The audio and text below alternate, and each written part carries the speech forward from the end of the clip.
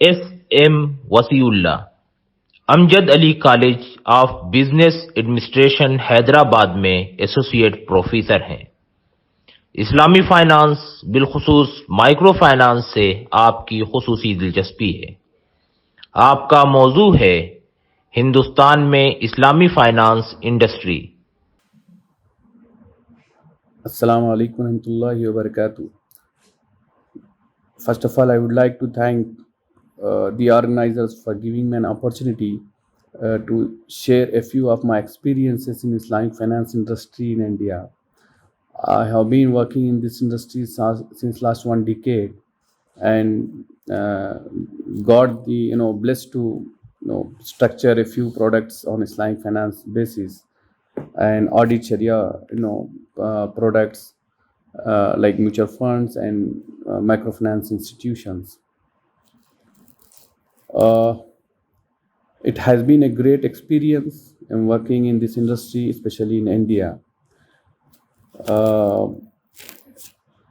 A few things which I would like to bring in the notice of the global audience, my dear participants from various countries, especially in India.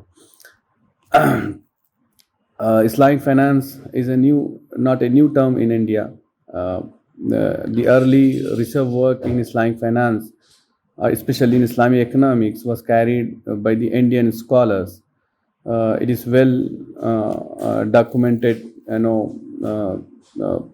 proof, or you can say the references which you find in the literature. As far as the practices are concerned, in the beginning, these practices were in the form of small cooperative societies or welfare societies started in early 1930s, and from early 1930s to till today 2022, the industry has grown, I can say, not on a large scale but a notable level. Today you find mutual funds, Sharia compliant stock investments, then Sharia compliant structured products for fund mobilization and applications of fund. Then you find asset financing companies, microfinance institutions, and so on and so on.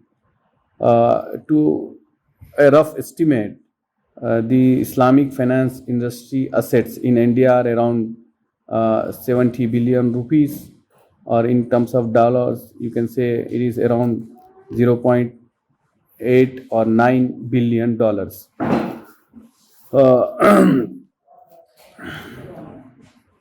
Though the industry has grown, but the speed with which it has grown, or the pace with which it has expanded, it is frankly speaking not in a match with the global Islamic finance industry, right?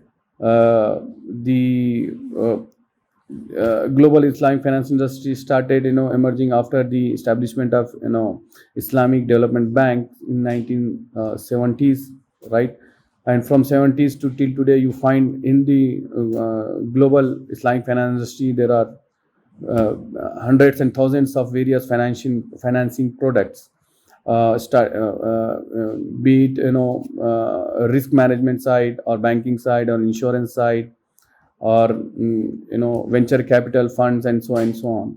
But such a pace, unfortunately, you will not find in India. What are the issues? Of course, regulatory issues are the at primary level, at priority level number one. Why? Because something which is not supported regulatorily, it is quite impossible to practice the businesses without having a strong support of the regulation. So in India, there are no specific regulation as of now, for the practices of Islamic finance. So due to which, whatever the flexibility existing and available in the existing regulations, the practices are being done, or the businesses are being carried. carried. But this will not help in a what you call it revolutionary growth of Islamic finance industry. So that is the first issue or foremost issue, you can say, which Islamic finance institution across the country face. So whatever the practices are going on within the existing regulation with limited operations, right? That is why you hardly find uh, not more than a couple of mutual funds, okay, and you will hardly find a few consultancy services which are providing Sharia compliant consultancy. You will hardly find a say not more than a 50 well microfinance institution across the India. So if you see in terms of population, the Muslim population is very large in India, around 13 to 14%, right? Uh, if globally, if you see of the total Muslim population, existing on the globe, around 10% of the Muslim population is in India. But in terms of global Islamic finance assets, right, we are happy that now it is going to reach around 3 to 4 trillion dollars. But what is the asset size, right, of Indian Islamic finance industry? It is very, very, very negligible, right? Even less than 0.01% of the global Islamic finance industry. So there is a requirement, right, to work more on this aspect, and it can be done through two ways. One is by doing a specific R&D related to Islamic finance and how it can be integrated with the existing regulations, and it can be practiced. And another is by practicing itself. So whatever the available opportunities are there, whether it is Sharia compliant stocks on BSE and NSE, or mutual funds, right, or microfinance institutions which are working across the country, right? So these practices has to be what do you call it expanded. These practices has to be bring into the notice of the regulators, no in even in the market, that such and such practices are such and such noble practices are existing in India, so that the practices can be expanded and the benefits of large scale operations can be utilized. So these two ways we can adopt to spread and expand the Islamic finance industry. Then coming to the third issue, that is the Sharia compliance issue. As there are no specific regulations related to Islamic finance, so whatever being practiced is the gap where both Sharia as well as the regulations are okay. So but that gap is very limited. So in that also, sometime if you go on complying with regulation, then there will be a what a conflict with the Sharia rules. And sometime when you go on complying with Sharia compliance, there might be a conflict with the existing regulation. So some new understanding and interpretation is required in this sense, right? Specifically, if I mention like structured products.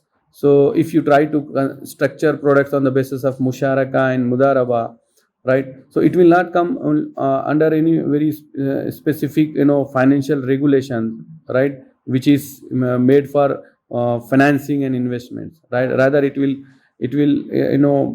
invite other regulations like corporate regulations, partnership, and so on, right? And income tax issues are there, right? If you just simply finance provide finance to a customer, no, the structure followed there. And if you invest into the business of the customer, the structure, income tax structure followed there will be a different. So there will be a competitive what you call it disadvantage in terms of in comparison to the conventional practices.